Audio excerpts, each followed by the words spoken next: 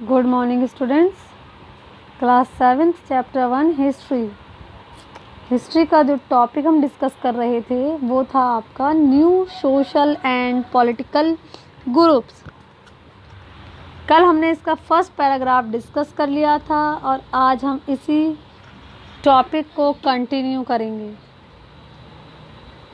ठीक है बेटा।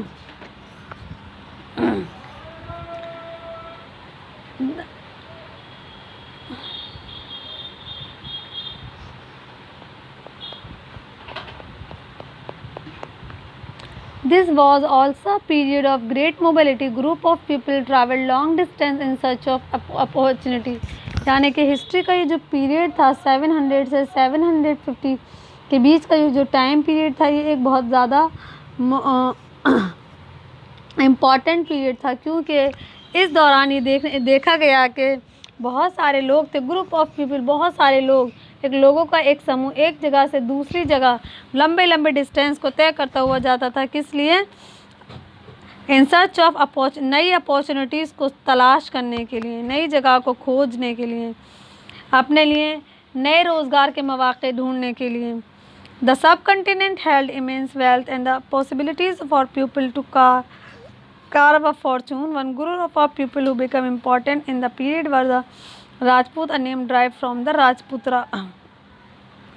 Subcontinent held immense wealth and the possibilities for people to carve a fortune.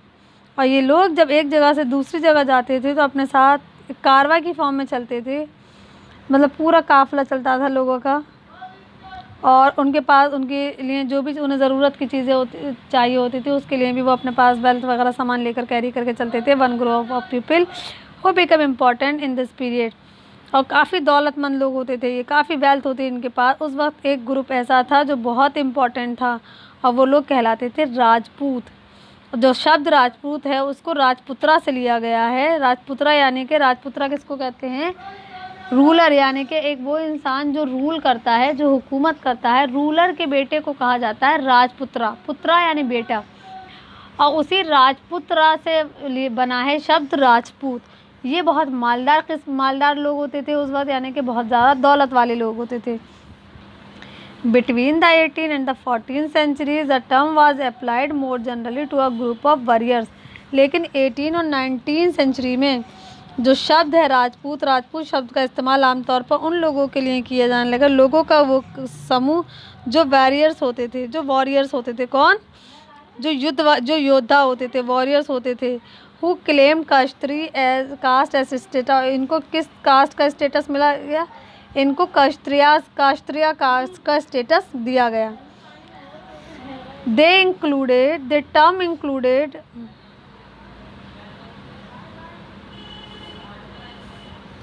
not just ruler and chieftain but also soldier and commander who served in the armies of different monarch all over the subcontinent। तो ये वो लोग होते थे जो ruler तो नहीं होते थे, वॉरियर्स होते थे, लड़ाकू होते थे, जंगजू होते थे, सिपाही होते थे, कमांडर होते थे। यानी कि वो रूलर ना होकर बाकी तमाम पावर इनके पास होती थी।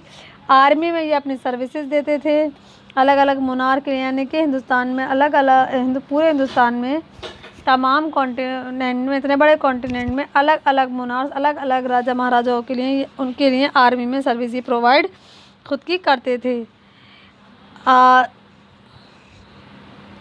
A chivalry code of conduct, extreme valor and a great sense of loyalty were the qualities attributed to Rajput by their poets and bards। और राजपूतों की एक चिवलरिक कोड इनको हासिल होता था। इनकी शान और शौकत, इनकी तमाम मतलब इन्हें बहुत ज़्यादा शान और वक़ार के लिए इनकी चीज़ों को, इनकी क्वालिटीज़ को दर्शाने के लिए जो पोइट्स वगैरह होते थे वो अपनी शायरी के ज़रिए, अपने शेरों के ज़रिए इनकी शान शौकत, इनकी तारीफ़, इनकी तमाम बहादुरी वाली क्वालिटीज़ को वो एक्सप्रेस करते थे। Other groups of people such as the Maratha. दूसरे इस तरह के लोग कौन होते थे? वो होते थे मराठा, सिख, जाट। ये भी बहुत बहादुर लोगों की कैटेगरी में आते थे। अहम्स एंड कयास्थाज ये कौन सी कास्ट है? Caste ascribed and secretaries. जो सेक्रेटरीज वगैरह होते थे, अहम और कास्थियास, ये लोग आते थे सेक्रेटरीज वगैरह की कैटेगरी में। Also use the opportunities of the age to become politically important. अहम्स और कास्थियास की भी जो पॉलिटिकल इम्पोर्टेंस हम देखें तो वो भी बहुत ज़्यादा थी, ये भी बहुत ज़्यादा इम्पोर्टेंस थे। और इनको भी use the opportunities of the age, और इनको भी काफ़ी मौक़े दिए जाते थे, काफ़ी इम्पोर्टेंस के हामिल थे। Throughout this period there was a gradual clearing of forest and the extension of agriculture, a change faster and more complete in some areas than in others. Throughout this period यानी कि पूरा time अगर हम देखें तो हमें पता चलता है there was a clearing of forest के इस टाइम में लगातार जंगलात को साफ़ किया जा रहा था। एंड एक्सटेंशन ऑफ एग्रीकल्चर, जंगलात को साफ़ किया जा रहा था, क्यों? जंगलों को इसलिए क्लियर किया जा रहा था ताकि वहाँ पर खेती बाड़ी की जा सके। A change faster and more complete in some areas than in others. A change faster and more complete in some areas than in others। तो यानी कि बहुत सारे ऐसे एरियाज थे जो जंगली जहाँ पर जंगल वगैरह होते थे, जो जंगलाती एरियाज थे, तो उन एरियाज को, यानी जो वो एरियाज घने जंगलात जहाँ पर थे, उन एरियाज को क्लियर कर दिया जाता था ताकि खेती बाड़ी की जा सके। Change in their habitat force many forest dwellers to migrate, और बहुत सारे जो फॉरेस्ट ड्वेलर्स थे उनको फोर्स किया गया कि वो माइग्रेट कर जाएं, दूसरी जगह चली जाएं ताकि वहाँ पर खेती बाड़ी की जा सके, वहाँ पर रहने के लिए जगहें या घर वगैरह बनाए जा सकें। इसलिए फॉरेस्ट ड्वेलर्स को फोर्स किया जाता था कि वो जगह छोड़कर दूसरी जगह शिफ्ट हो जाएं, माइग्रेट कर जाएं। Other started tilling the land and become peasant, कुछ ऐसे लोग होते थे जो गड्ढे वगैरह खोदते थे, ये पीजेंट कहलाते थे। These new peasant group gradually began to influence by regional market, और ये जो नया पीजेंट्स का जो समूह था, इसको रीजनल मार्केट में काफ़ी इन्फ्लुएंस है। यानी कि कहने का मतलब ये, क्योंकि जंगल वगैरह साफ़ किए जा रहे थे तो उन्हें इस तरह के लोगों की ज़रूरत पड़ती थी, तो इस तरह के लोग वहाँ पर काफ़ी मतलब मार्केट में इस तरह के लोगों की डिमांड रहती थी। कहने का मतलब ये cheap and priest monasteries and temple, यानी कि जो न्यू पीजेंट्स का ग्रुप था उसमें कौन कौन लोग शामिल थे? उसमें शामिल थे chieftains, priest, monasteries and the temple. Chieftains और प्रीस्ट, ये लोग थे। प्रीस्ट का कहाँ पर डिमांड? क्योंकि जब नई जगह आबाद होंगी तो वहाँ पे जाहिर सी बात है जब लोग होंगे तो उनकी आस्था का मुद्दा आता है। फिर मंदिर वगैरह भी वहाँ पे बनेंगे, मंदिरों में रहने के लिए उन्हें पुजारी प्रीस्ट चाहिए, तो इस तरह के लोग भी बाद में उभर कर सामने आने लगे। They become a part of large complex societies and were required to pay taxes and offer goods and service to local lord। अब ये जो लोग होते थे तो इसमें से ये एक तरह से एक सोसाइटी, कॉम्प्लेक्स सोसाइटी बनने लगी। कॉम्प्लेक्स सोसाइटी क्यों क्या कहा गया? क्योंकि उस सोसाइटी में हर तरह के लोग होते थे, चीफ्टेंस भी होते थे, प्रिस्ट भी होते थे, फार्मर्स भी होते थे, पीजेंट्स भी होते थे, तमाम लोग होते थे। तो सोसाइटी एक कॉम्प्लेक्स सोसाइटी थी जहाँ पर तमाम लोग पाए जाते थे। वर रिक्वायर्ड टू पे टैक्सेस, और ये वो लोग थे जो टैक्स पे करते थे, और जो इनके लोकल लॉर्ड्स होते थे यानी कि जो राजा महाराजा होते थे उनके काम करते थे, उन्हें गुड्स और सर्विसेज प्रोवाइड करते थे।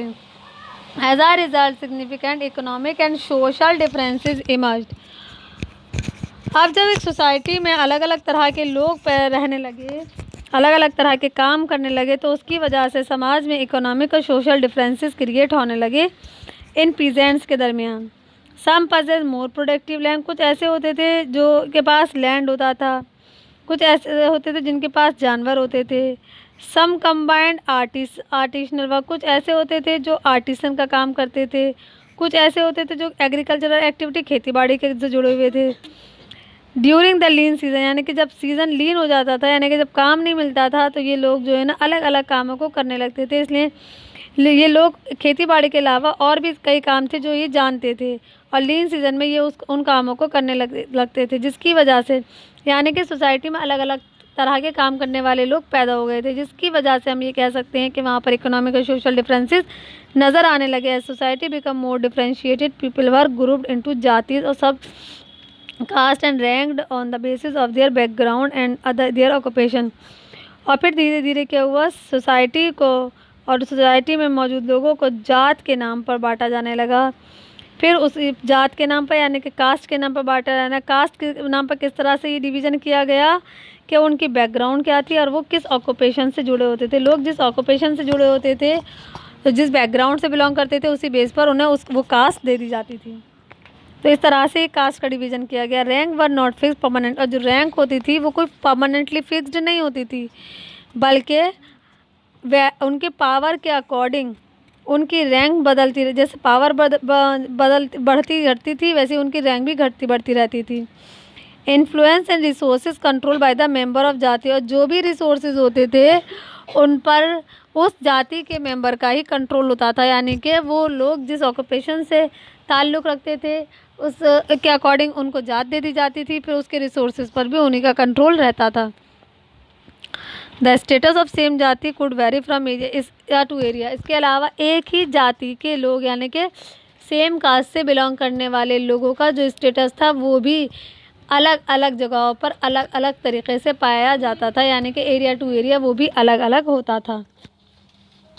जातिज frame their own rules and regulation to manage the conduct of their member. जो जातिज होती थी वो अपने खुद के रूल्स रेगुलेशन बनाती थी ताकि वो अपने लोगों को मैनेज कर सकें, किस तरह से क्या काम करना है उसको अंजाम दे सकें।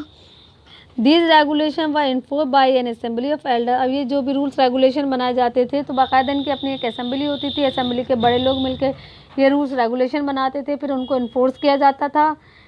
The describe in some area as a jati panchayat. कुछ जगहों पर इसको जाति पंचायत कहा जाता था। तो जाति पंचायत के लोग कौन होते थे? जो एल्डर लोग होते थे, और वो लोग मिलकर रूल्स रेगुलेशन बनाते थे अपनी जात के लोगों के लिए। फिर वो उन रूल्स रेगुलेशन को उस जाति पंचायत द्वारा बनाए गए रूल्स रेगुलेशन को उस जात के लोग फॉलो करते थे। But jatis were also required to follow the rules of their village. लेकिन जातीज के जो लोग हैं वो उन्हीं यानी कि जाति पंचायत के जो लोग थे वो उन्हीं रूल्स रेगुलेशंस को बनाते थे जो उनके गांव में फॉलो किए जाते थे, और फिर इस वजह से गांव के बाकी लोग भी उस रूल्स को आसानी से फॉलो कर लिया करते थे। Several villages were govern by chieftain. बहुत सारे गांव ऐसे थे जिनको चिफ्टन गांव चलाते थे। Together they were only one small unit of state. और जो चिफ्टन है ना, together they were only one small unit of state, यानी कि स्मॉल के एक स्मॉल स्टेट की स्मॉल यूनिट का हिस्सा थे ये लोग। यानी कि विलेज क्या है? विलेज एक क्या कहलाती है? It is a small unit of state.